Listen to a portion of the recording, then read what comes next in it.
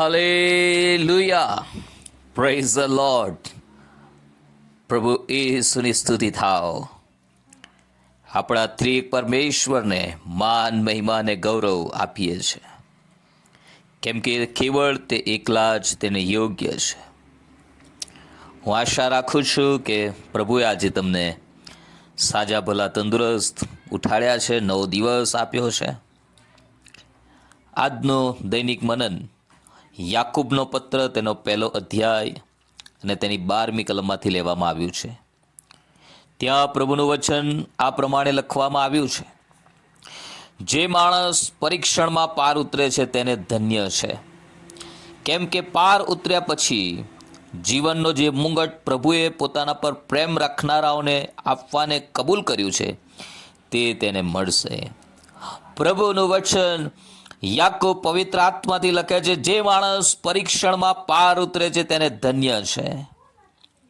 હા વાલાઓ, આપણા જીવનમાં ખાસ કરીને ખ્રિસ્તી જીવનની અંદર આપણે પરીક્ષણોનો સામનો કરવો પડે છે. આપણે પ્રભુ ઈસુએ શીખવેલી પ્રાર્થનામાં આપણે કહીએ છીએ: અમને પરીક્ષણમાં ન લાવો, પણ ભૂંડાઈથી અમારો છૂટકો કરો. પ્રભુ ઈસુ ખ્રિસ્તનું પરીક્ષણ થયું અને પ્રભુ ઈસુ ખ્રિસ્તે એ પરીક્ષણ પર વિજય પ્રાપ્ત કર્યો. આપણા જીવનમાં અનેક રીતે પરીક્ષણ આવ્યા કરતા હોય છે. આ પરીક્ષણ એ કોઈક દુઃખના રૂપમાં આવે. ઘણી બધી વખત એવા વ્યક્તિઓને મળીએ છીએ જેઓ કહે છે કે અમે પ્રભુમાં આગળ વધવા માંગીએ છીએ, પણ એટલી બધી મુશ્કેલીઓ આવે છે, એટલી બધી તકલીફો આવે છે. પ્રભુમાં આગળ વધવું છે, પણ આ મુશ્કેલીઓમાંથી બહાર નીકળી શકાતું નથી.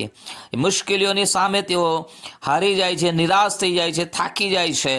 પણ આજે પ્રભુનું વચન આપણને કહે છે કે તમારા જીવનમાં જો પરીક્ષણ આવે છે અને પરીક્ષણમાં તમે પાર ઉતરો છો તો તમને ધન્ય છે. પ્રભુનો આભાર માનીએ. જ્યારે કોઈ બાળકને પણ આપણે સ્કૂલમાં આપણા બાળકોને સ્કૂલમાં મૂકીએ છીએ ત્યારે તેઓ પરીક્ષાનો સામનો કરે છે. પરીક્ષાનો સામનો કર્યા પછી જ તેઓ નેક્સ્ટ ક્લાસની અંદર 5મા ધોરણમાંથી 6ઠ્ઠા ધોરણમાં જવાને માટે તેમણે પરીક્ષાનો સામનો કરવો પડે છે. લાઈફની અંદર પણ પરમેશ્વર આપણને નેક્સ્ટ સ્ટેજમાં લઈ જવા માટે થઈને, આપણને આશીર્વાદિત કરવા માટે થઈને પણ આપણા જીવનમાં એવા પરીક્ષણોને આવવા દે છે, અલાવ કરે છે. પણ એ પરીક્ષણો આપણું પતન કરવા માટે હોતા નથી. એ પરીક્ષણ આપણો નાશ કરવા માટે હોતા નથી. એ પરીક્ષણમાં જો આપણે ધીરજ રાખીએ છીએ, એ પરીક્ષણના સમયમાં જો આપણે ધીરજથી સહન કરીએ છીએ, એ પરીક્ષણના સમયમાં આપણે પ્રભુ પર વિશ્વાસ રાખીને જીવન જીવીએ છીએ, એ પરીક્ષણમાં આપણે એવો પ્રભુ પર ભરોસો રાખીએ છીએ કે પ્રભુ સગળું સારું કરશે, તો પરમેશ્વર ચોક્કસ એ પરીક્ષણો પર આપણને વિજય પમાડશે. એ પરીક્ષણો આવે ત્યારે આપણે પ્રાર્થનામાં પ્રભુને હાલેલુયા પ્રભુનું મુખ શોધીએ.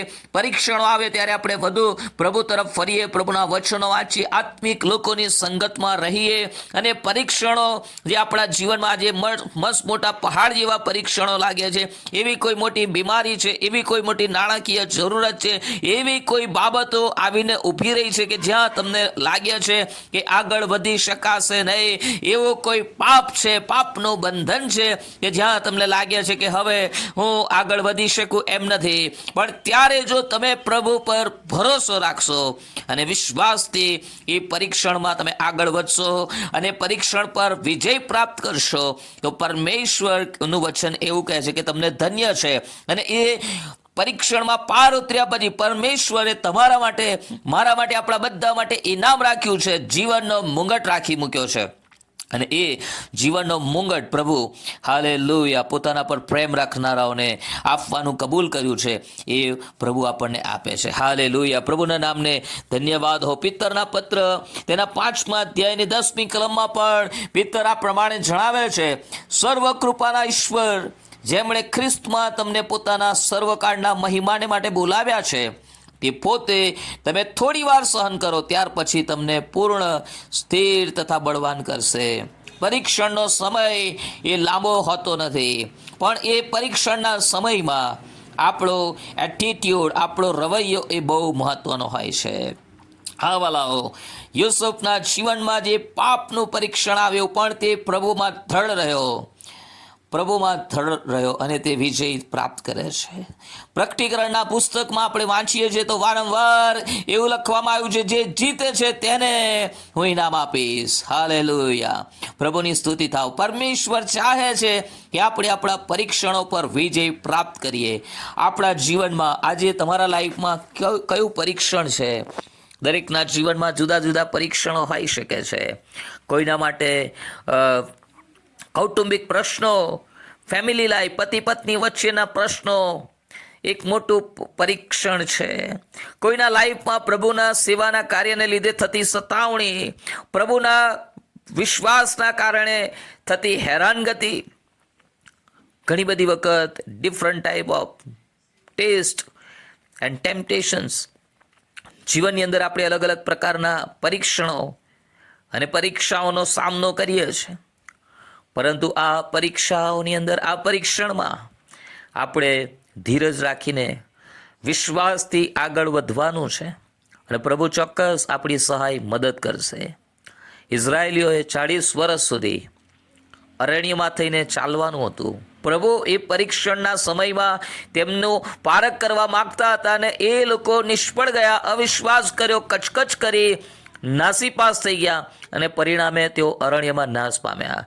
પરંતુ યહોશુઆ અને કાલેબ એ પરીક્ષણના સમયમાં પણ પ્રભુ પર ભરોસો રાખે છે. માટે પ્રભુ કહે છે કે કાલેબની અંદર જુદો આત્મા છે. આપણી અંદર પણ એવો જુદો આત્મા હોય. ભલે ને આપણી સામે ગમે તેટલું મોટું પરીક્ષણ દેખાતું હોય, ગમે તેવી પરિસ્થિતિઓ દેખાતી હોય, આ નહીં બદલાય એવું લાગતું હોય, ટેક ઇટ ઇઝી, તેને સાધારણ લો. કેમ કે તમે પ્રભુના બાળકો છો, તમે પ્રભુ પર વિશ્વાસ રાખનારા લોકો છો.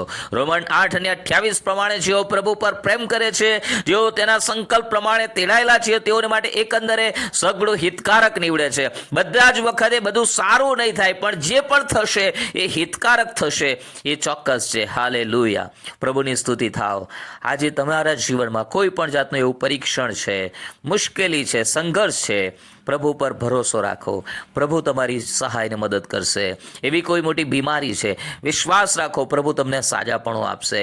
એવો કોઈ પ્રશ્ન આવીને ઊભો રહી ગયો છે, તમને લાગે છે કે હું હવે આગળ વધી શકું એમ નથી, તમને આત્મહત્યાના વિચારો આવે છે, મોતને ભેટવાના વિચારો આવે છે, યેસુના નામમાં તેને તોડી પાડો. એ વિચારો તમારા મન મસ્તકમાંથી દૂર થઈ જાઓ. તમારા લાઈફમાં પરીક્ષણ છે, તમને ધન્ય છે જો તમે પાર ઉતરો છો. પ્રભુ યેસુ ખ્રિસ્તે વિજય પ્રાપ્ત કર્યો છે અને ઈશ્વર પિતા આપણને પ્રભુ યેસુ ખ્રિસ્ત દ્વારા જયમાં દોરી જનાર પરમેશ્વર છે. એ તમારી સહાયને મદદ કરો. God bless you. Have a nice day.